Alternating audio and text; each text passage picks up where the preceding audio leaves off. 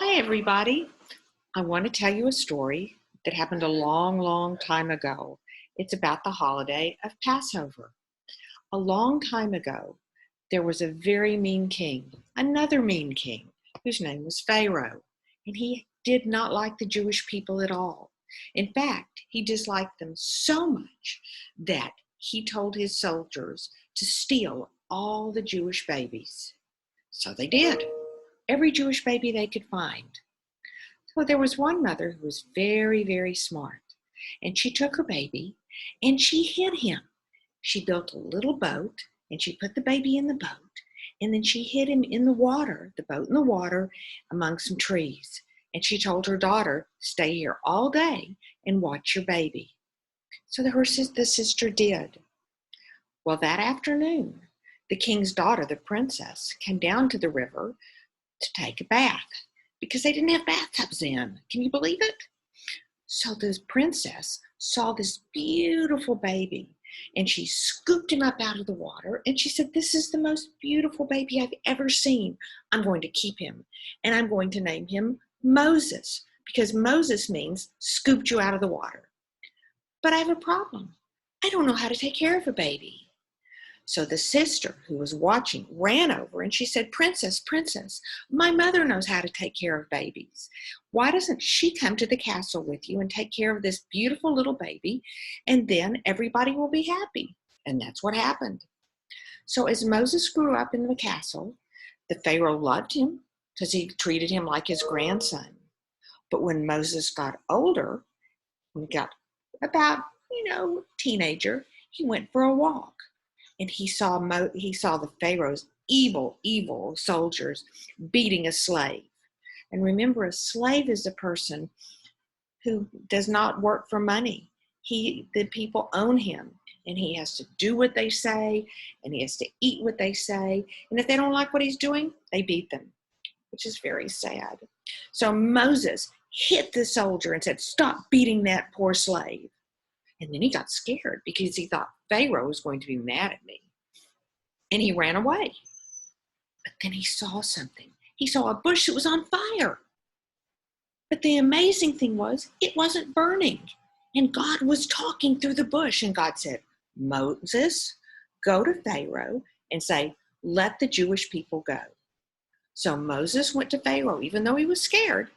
And he said to Pharaoh, oh, listen, oh, listen, oh, listen, King Pharaoh. My people want to go. They work too hard all day. They want to go away. King Pharaoh, what do you say? You know what Pharaoh said? He said, no, no, no. I will not let you go. No, no, no. I will not let you go. So Moses said, Pharaoh, God is going to be mad. God is going to make horrible things happen to you. And Pharaoh didn't believe him. Well, the next day, horrible things started happening. One morning when Pharaoh awoke in his bed, there were frogs on his head and frogs in his bed. Frogs on his nose and frogs on his toes.